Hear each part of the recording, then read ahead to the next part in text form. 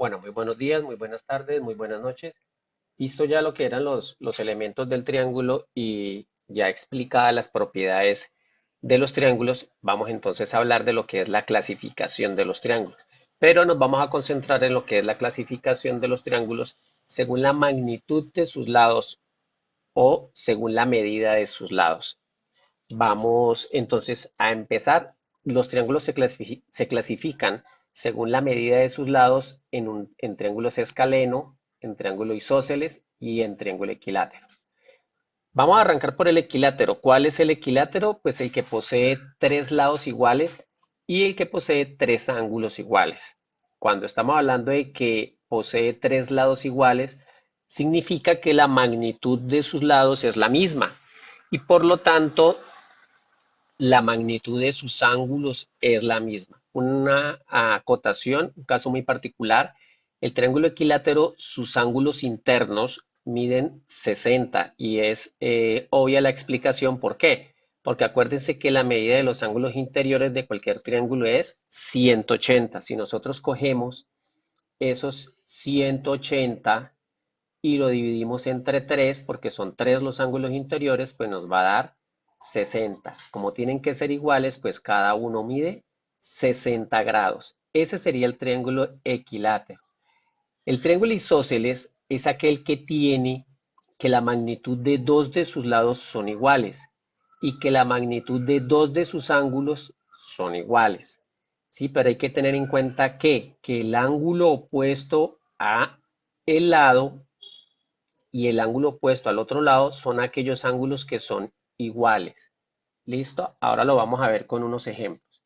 Y el triángulo escaleno es el que tiene sus tres lados, la magnitud de sus tres lados es diferente y la magnitud de sus tres ángulos es totalmente diferente. Vamos entonces a verlo con unos ejemplos. Bueno, aquí tenemos entonces unos ejemplos. Acá observamos que este triángulo tiene medidas de 4, 5 y 3 centímetros. Observamos que las medidas son totalmente diferentes, la magnitud son totalmente diferentes, por lo tanto, entonces, este será un triángulo escaleno. Este será un triángulo escaleno. Y al ser la magnitud de sus lados totalmente diferentes, pues la magnitud de sus ángulos también será totalmente diferente. No sabemos cuál es, pero sé que serán totalmente diferentes. Aquí tenemos un triángulo cuya magnitud de sus lados es igual, 8 centímetros y 8 centímetros. Entonces yo puedo decir, este es un triángulo equilátero y puedo decir que la magnitud de sus tres ángulos es de 60 grados porque eso ya está establecido como una propiedad también. Y es que el triángulo equilátero, cada uno de sus ángulos internos es de 60 grados. Tenemos un triángulo que tiene dos lados iguales. Ah, bueno, dijimos que este era entonces equilátero. Vamos a escribirlo aquí, equilátero.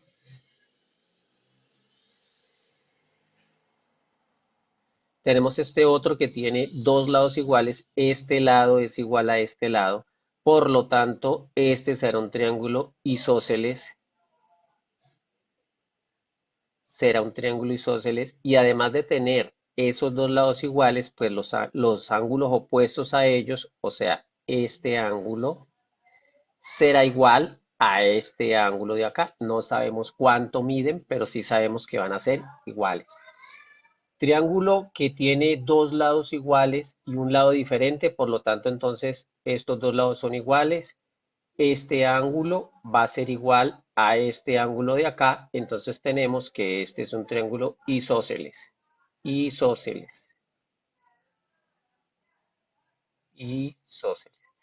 Tercer triángulo que tenemos acá, perdón, siguiente triángulo que tenemos, medida o magnitud de sus lados totalmente diferentes, entonces será un triángulo escaleno.